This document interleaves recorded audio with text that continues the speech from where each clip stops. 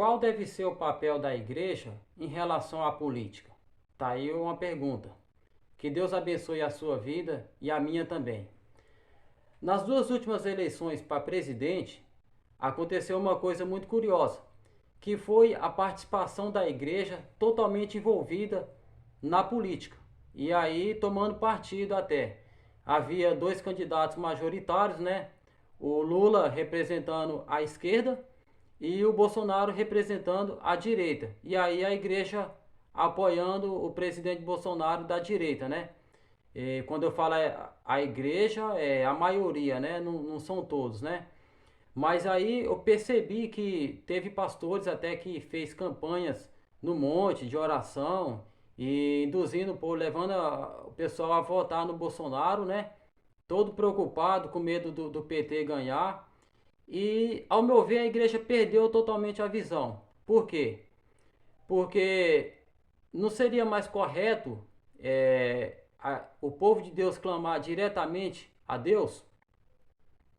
Pensa uma coisa, agindo Deus, quem impedirá? Então, eu vi o povo ali envolvido nessa política aí, com medo do PT ganhar e pedindo que Deus abençoe o Bolsonaro, né? Que faça ele ganhar, para que aí assim, através do Bolsonaro, impedir a agenda da esquerda, né? Olha só que falta de visão, né? Então, olha só uma coisa. Quando Deus falou com Salomão, quando Deus respondeu a oração ali, confirmando o templo, né? Deus diz assim: e se o meu povo que se chama pelo meu nome se orar e se humilhar e buscar a minha face e converter dos seus maus caminhos, então eu ouvirei do céu, sararei a vossa terra, perdoarei os seus pecados.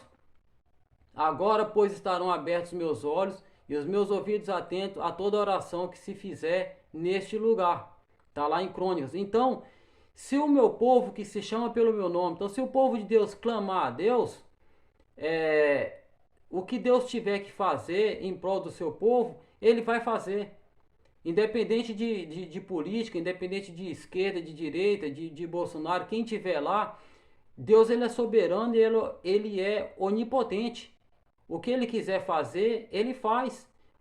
Clama a mim e responder-te-ei. Quando Deus falou para o profeta Jeremias, quando ele estava lá preso lá no calabouço, clame a mim e responder-te-ei. O povo de Deus deve clamar diretamente a Deus.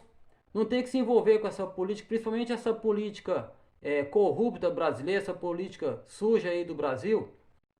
O Salmo 121 diz assim: eleva os meus olhos para os montes, de onde me virá o socorro? O meu socorro vem do Senhor que fez o céu e a terra. E aí ficou um monte de crente e pastores aí apoiando, a Deus é contigo, presidente, é Messias tal. E eu já vou adiantar que quando a gente critica o Bolsonaro, logo as pessoas pensam que a gente é petista, né? E vice-versa. Se eu criticar o PT, as pessoas vão pensar que eu sou da direita, que eu sou apoiador de Bolsonaro, né? Eu não sou petista, eu não gosto do PT, não votei em Lula, não gosto do Lula, não sou apoiador do Bolsonaro, não sou de direita, não sou de nada. Eu apenas percebi a falta de visão da igreja, que depositando confiança no Rei da Terra, né? Olha só uma coisa interessante. Quando Jesus esteve aqui, ele nasceu lá em Israel, ele nasceu em Belém, né? Ele era judeu. E o fato é que Jesus viveu aqui e ele trouxe a mensagem do evangelho do reino do céu, né? E não a mensagem do evangelho do reino da terra. Então Jesus tem os sermões dele, sermão da montanha, da bem-aventurança, sermão profético e as parábolas, né? E todas, a maioria baseada no reino do céu. E o fato é que nos tempos de Jesus, o Império Romano dominava ali, cobrava imposto dos judeus. E Jesus veio, cumpriu a missão que ele estava designado já para ele cumprir. E morreu, ressuscitou, subiu ao céu e não mudou nada em Israel. É, Pilatos continuou lá, e Herodes continuou rei de Israel, o Império Romano continuou lá, cobrando imposto. Quando Jesus foi quando cobraram imposto de Jesus, ele falou para Pedro: ó, vai lá, pesca um peixe lá, vai ter 2 moedas, paga o imposto para você e por mim. Então Jesus, ele não mudou nada na sociedade de Israel e não mudou nada na política, na carga tributária, não mudou nada no sistema político e nem no sistema social de Israel. Então, se Jesus não mudou nada lá em Israel, você acha que ele vai estar preocupado em mudar aqui no Brasil? Você acha que Deus está preocupado com essa política suja do Brasil aqui? Olha só, pensa bem, Jesus, na oração sacerdotal, ele diz assim: Pai, eles não são do mundo, assim como eu do mundo não sou. Nós não somos desse mundo aqui. Outra coisa que eu observei, que tá, agora está tendo bandeira de Israel nos púlpitos das igrejas, né? Bandeira do Brasil, bandeira de Israel. Como se a gente tivesse que colocar a nossa mente, a nossa expectativa aqui, como se a nossa pátria fosse aqui, os reinos da terra aqui. A nossa pátria é o céu. Nós devemos colocar o nosso coração no reino do céu. Em João capítulo 14, versículo 2, diz assim: Não se turbe o vosso coração, crede em Deus, crede também em mim. Na casa de meu pai há muitas moradas. Eu vou preparar lugar e voltarei. Aqui é uma passagem, a nossa nação, a gente como cidadão, a nossa pátria, nós nascemos no Brasil, nós somos brasileiros, né? A nossa pátria aqui terrestre é o Brasil, mas a gente não tem que colocar a nossa mente aqui, nós somos cidadãos do céu. E aí eu vejo um monte de crente aí, é Bolsonaro, é cristão conservador, cristão conservador no terceiro casamento, né? Já por volta de quase 70 anos, 68 anos, 69 anos, com a esposa mais nova do que o filho dele, e falando palavrão o tempo inteiro. É um cristão conservador. Deus é contigo, Bolsonaro. Profecias dizendo que ele ia ganhar a eleição, como se Deus estivesse muito envolvido com essa política aqui do Brasil.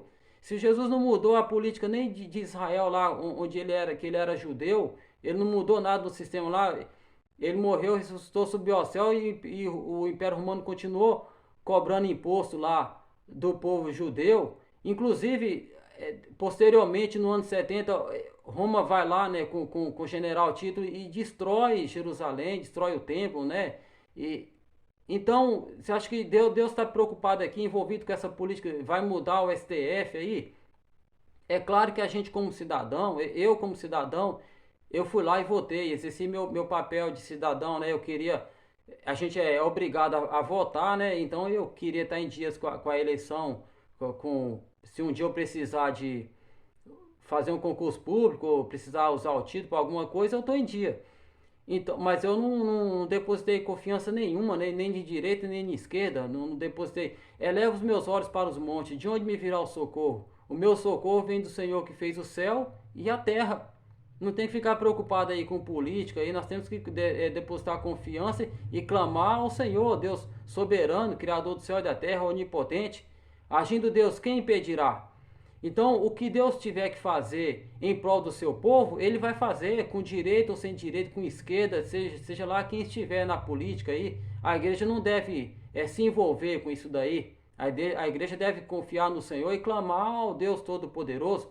E aí outra coisa que eu achei muito curiosa é que, pela primeira vez, eu vi a igreja, os evangélicos, apoiando um católico. Porque o Bolsonaro foi lá pro Vaticano lá, e na sede da igreja romana, lá na Praça São Pedro, e de lá ele foi direto para os púlpitos das igrejas evangélicas, né? E um monte de gente com celular gravando, e lá os pastores pedindo voto nos púlpitos das igrejas, pedindo voto para o Bolsonaro. Perdeu totalmente a visão. Que povo é esse? Tá igual a igreja em Laodiceia, né? Ao anjo da igreja de Laodiceia escreve, que uma das descrições que está nua, cega, né? Não sabe que é pobre, cega e nua. Então a igreja de Laodiceia perdeu a visão. E então é hora de despertar para o verdadeiro Deus, né? E lá no feriado de Nossa Senhora Aparecida, lá dia 12 de outubro, o Bolsonaro estava lá em Aparecida do Norte fazendo as preces lá para Nossa Senhora Aparecida lá. E de lá ele vai para as igrejas evangélicas e fica lá na igreja evangélica lá, e os pastores falando, e ele lá com aquela pose de generalzinho dele lá. E quando ele vai falar alguma coisa, o Brasil tem um presidente cristão, um presidente que crê em Deus, é, Brasil acima de tudo, e Deus acima de tudo, e falando essas coisas, fala João 8,32, conhecereis a verdade vos libertará. Tem gente até que acha que esse versículo aí foi desenvolvido pelo Bolsonaro. Aí um monte de evangélico apoiando um candidato desse aí, é cristão conservador, é Messias, Deus é contigo, e acabou que perdeu a eleição.